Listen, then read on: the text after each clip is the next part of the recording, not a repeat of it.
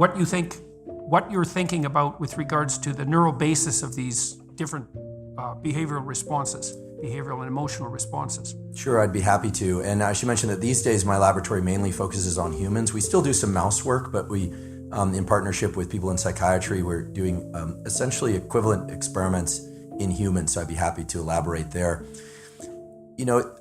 Many people perhaps, but not everyone, have heard of the autonomic nervous system, which simply means automatic. It's a bit of a misnomer because without going too much into the history of that, if you look back to the origins of medicine in the time of Galen and so forth, when they were first dissecting cadavers and whatnot, there was this idea of a nervous system, or a portion of the nervous system eventually came to be, that could control so-called vegetative functions, meaning the rate of digestion and the really what neuroscientists typically think of as boring stuff. But it's anything but boring. It's the stuff that keeps you from urinating while you're asleep, unless you're a very young child, right? And it's the stuff that keeps your digestion going as you command your attention to other things. The autonomic nervous... Right. It's all the things that are too complex for us to think through. That's right. And they are, as you point out, immensely complex. And, nowadays with all this interest in the gut microbiome and things of that sort, these are tremendously complicated operations that are happening generally below our conscious awareness, and that are indeed vegetative. They can be controlled by emotion. We were all familiar with the idea that when we are emotionally distraught, that our digestion can be different, or et cetera.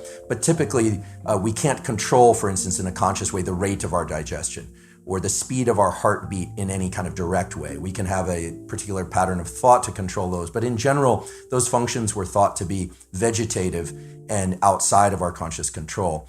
And the name autonomic nervous system sort of swallowed and overtook the vegetative part, so it includes that, but also three main aspects of body to brain signaling. And those three aspects are heart rate, could be quickening or slowing of heart rate. We are and we can be very aware of that, some of us more than others.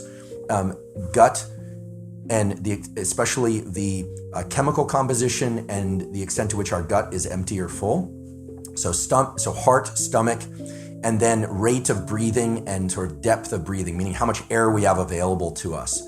And I think the three main ways to think about the way that the brain and body communicate is that it's either going to be mechanical or chemical. Let's use the gut as an example. Your stomach can feel acidic, or it can feel nice and warm and fuzzy, whatever that is in a chemical sense. Your heart rate can feel like it's going at a rate that's appropriate for your circumstances. If you're running, it could be quick. And if you're sitting in a chair quietly at the doctor's office waiting to be called back there, and all of a sudden your heart starts racing, then you would think, well, that's appropriate for that situation, but it's uncomfortable, right? It's out of sync with what you are doing, which is sitting. So there's mechanical information, and then there's chemical information. And with respect to your lungs, you can feel like you're out of air or you have plenty of air. You can feel like your breathing is labored or it's easy, or in the chemical sense that the air that you're breathing, your lungs are burning, or it feels easy to breathe. So basically there's chemical and mechanical signaling from the body to the brain, and the brain interprets all of that, and we put all of that under the umbrella of the so-called autonomic nervous system. And the autonomic nervous system can really be best thought of along a continuum. And here I'll avoid complicated nomenclature, but I'll throw it out there for the aficionados. Some people have probably heard of the parasympathetic and the sympathetic. That naming is a little bit misleading. Again, what we can really think about the autonomic nervous system as is a continuum, or more like a seesaw, of at one end is alertness, and at the other end is calmness. Right? That is translated to the so-called sympathetic and parasympathetic nervous system, but I'll call it the alertness and calmness system just for sake of simplicity.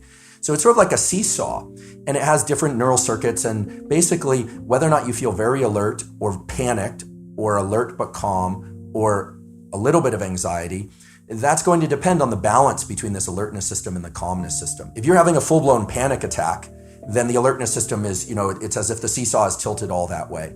If you're deeply asleep, well, then the calmness system is really tilted down. You could say that's a portion of the seesaw. This is all kind of obvious, and it dates back, 100 years or so, which isn't that long in the history of science, but we've known this sort of thing for a while.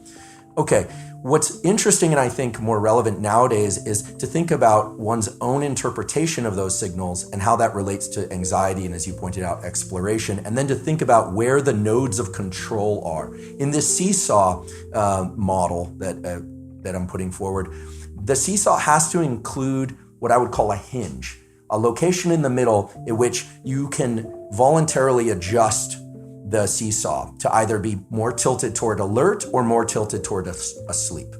And for many people, they find that their overall level of autonomic arousal is either inappropriate or inadequate for the demands of their life. Inappropriate meaning their heart is racing, they feel more jittery, more as if movement would be the default and worry would be the default and anticipation is the default than is appropriate for their circumstances. Waking up in the morning and feeling stressed, for instance, immediately without any immediate cause or maybe stress about real life events. For other people, they feel more exhausted than they would like. They're having a hard time leaning into the pressures of daily life.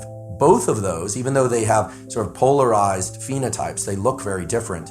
In one case, over-energized, and in one case, under-energized. Both originate within the autonomic nervous system. And we can reliably say from work done in animals and humans that that is not the consequence of the alertness system or the calmness system being disrupted, but rather that hinge in the middle is dysregulated. And we now know what that hinge is. And this is based on work done by colleagues of mine at Stanford, in particular a guy named David Spiegel, who's our associate chair of psychiatry. He's done a lot of work, and it's actually his father did a lot of work in the application of clinical hypnosis, not stage hypnosis, but clinical hypnosis for the treatment of various things. But his work and some work in our laboratory now has shown that there's an area of the brain that you are familiar with, Dr. Peterson, which is the prefrontal cortex.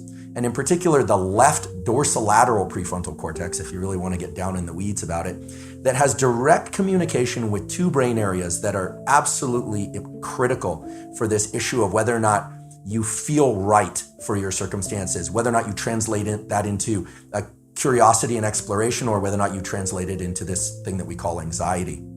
And those two areas are called the anterior cingulate cortex. Again, I apologize for all the names, but the anterior cingulate cortex and the insula.